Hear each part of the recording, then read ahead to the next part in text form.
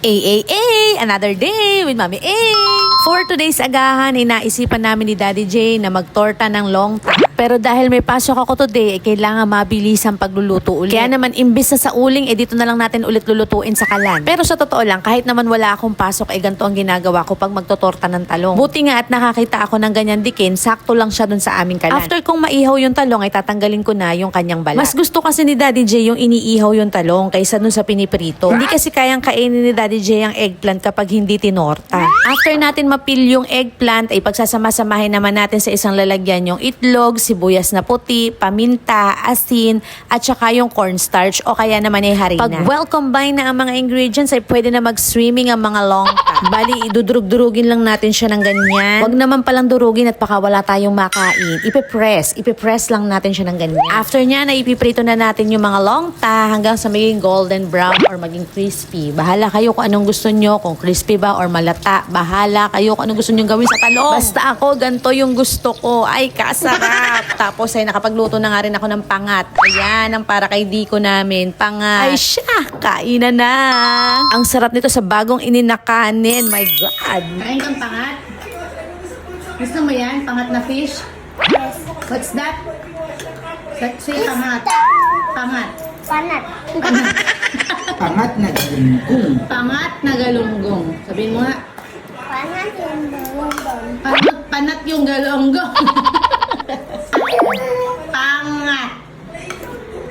Sabihin mo, pangat. Panat. Pangat. Panat. Na galunggong. You say it again. Pangat na galunggong. Panat yung dalawang. Pangat na galunggong. Panat yung dalawang. Stop it! You're so funny. Inang pani. It's not funny? It is. After namin kumain na namahinga lang ng konti ang mga bata, tapos sila ay naligo na. Bali nauna na akong maligo, tapos pinaliguan na sila ni Daddy J. Usually ganyan ang ginagawa ni Daddy J kapag nagpapaligo, sabay na yung dalawang bata. Para nakakapaglaro din sila habang naliligo. Very good ka talaga, Daddy J. Ihahatid nga pala nila ako ngayon sa office, kaya naman naligo na din si Daddy J. Habang naliligo siya, ako naman ang nagbihis dito sa mga bagets. Abay ka mamadali, hindi ko na nga nagawang magsuklay. Kasi na may oras de peligro na niyan. Konting pagkakamaling kilos ko lang ay siguradong malilate na ako.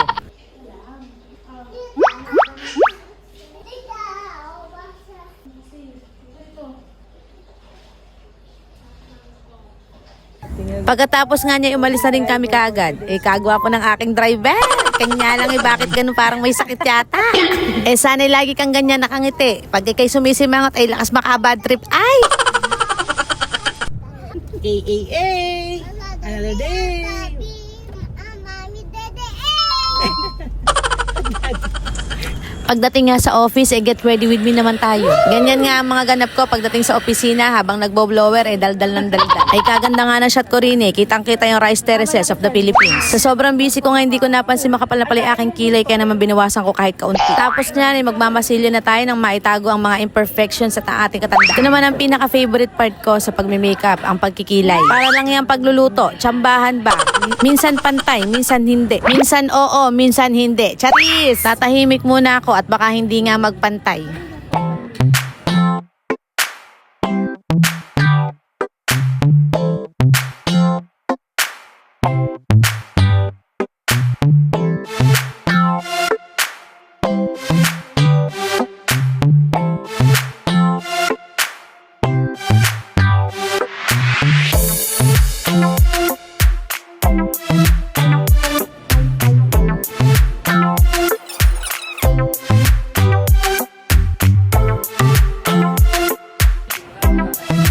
Bugs! Sino ka dyan? O, paano? Yan na lang muna for today. Ito nga pala si Mami A. Follow for more. Bye!